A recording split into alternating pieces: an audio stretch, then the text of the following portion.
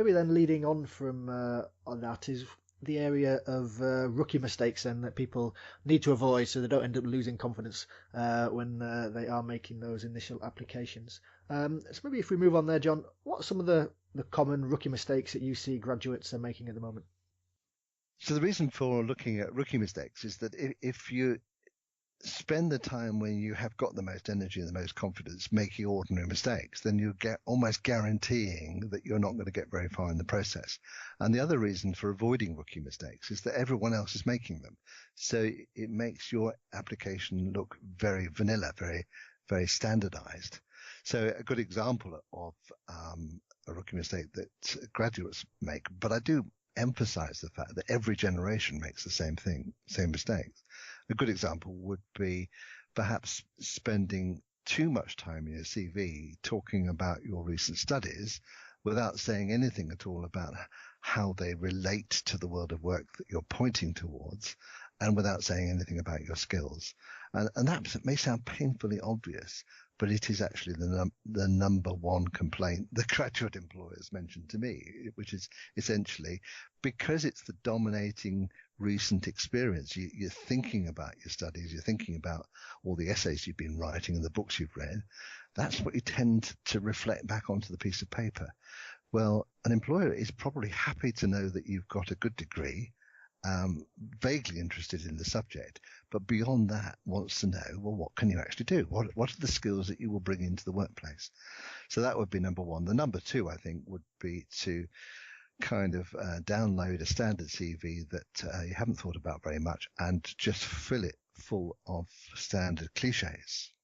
For example, saying that you're a team worker and a self-starter and a great communicator, and all of those things that you see in every standard CV, because again, it makes for an undifferentiated message. You're really saying, I'm just the same as everyone else applying, so why would you bother to shortlist me? I completely agree with those 2 points, and I do see it a lot when I'm looking at the graduate CVs, and you see people who've maybe done they really want to talk in detail, as you mentioned, about the specifics of their course.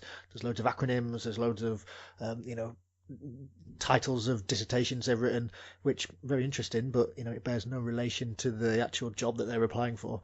And that the graduate recruiter reading it doesn't really care, as you said, as long as they know that you've got a degree from a all right university and it's the grades or whatever the grade they're looking for, 2-1, etc. and above. The minutiae of the dissertation you did in the third year doesn't really interest them. Yeah, exactly. Well, it's not that they're being rude about it, or it's just that it's not on their radar. They are really not that, because it doesn't mean anything to them. It's a bit like talking about a hobby or an interest that has no relationship to the world of work that they're focusing their attention on. In a sense, it's a waste of exposure time, because when they're reading your CV or if they meet you and you're talking about things that they really have no interest in, you're missing the opportunity to score points where you can present information which is actually relevant and interesting. And we'll talk a little bit more perhaps later on about transferable skills as well. Yeah, and the second issue you mentioned then about the generic terms of team working, etc., and the generic stuff that tends to go in. How can people combat that then? It's so an easy trap to fall into. How do you not just fill your CV and application form with generic cut and paste, I'm a good team worker, etc.? I think the first thing is to be aware of anything that is simply a cliche. So a good rule is to say, follow a rule that says claims plus evidence. So even if you say something about working in teams, think about specific context. Think about what you've added to a team, particularly if it's a difficult team context or where you've had to work to difficult targets or there's something out of the ordinary. So anything that looks like a bare, unadorned, bland cliche needs a lot of support. The second is to really look hard at your experience. And one of the ways I sometimes get people to put a CV together is to say, just go away and do an unedited list of anything that looks like an achievement.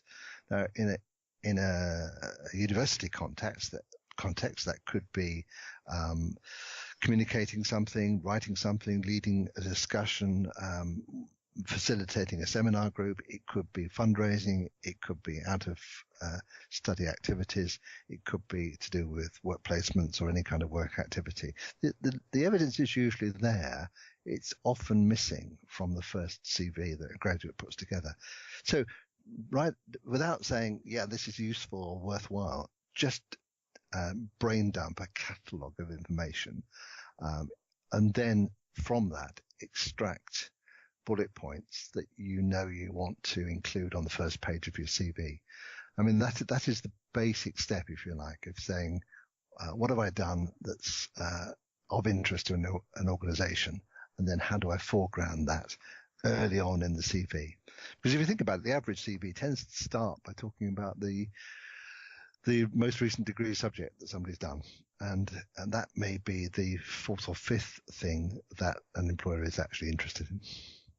No, I completely agree. And you think about the aim of a CV. The aim of a CV is not to get you the job. The aim of the CV is to get you to the next step of getting an interview. So you don't need, less. It does tend to be more in my experience. You don't need 2 pages crammed in with down to font 7 just so you can squeeze in all the information about the group work you did in the second year that was really interesting to you, but again, might Absolutely. not be so interesting to the employer. If Well, you can pull the relevant facts out that are going to interest them and get you to the next stage in a nice, clear 1-page CV, then just go for that. Yeah, but don't get too hung up on one page, because I've been to graduate CV events, job fairs where I've looked at CVs and people bring me a 1-pager, and as you said, the font size is so small that I can't read it. Because employers are not that hung up on this thing. The 2 pages well laid out is fine as long as the first page contains the messages that you want to get across. The second page can be supporting information that somebody will glance through. So let me just tell you one little thing I would do in those circumstances. If somebody comes to me at a jobs fair and says, look at my CV, please, I'll put it face down on the table. I'll say, just tell me what's interesting about you. What are you really focused on? What do you love doing? And I can hear some great stories. And then I flip the piece of paper over and I quickly glance down and I say, well, where do I find this in the first 5 lines of your CV? And it's never there. So that's apart from the cataloging exercise I talked about earlier, the headlines thing. Talk to a friend about, what are the things you really enjoy doing? What are you good at? What could you bring to an organization? Get your friend to write those down, and then make sure that evidence is what leads in your CV. Listeners, see job search gold there from John. That's why I get him back on the show. That's such a great idea, John. And as you mentioned, often the interesting stuff is probably found down the bottom of page 2 in at the bottom of the page as opposed to up at the front on page 1. So I like exactly that. Or it's not there at all. Yeah, of course.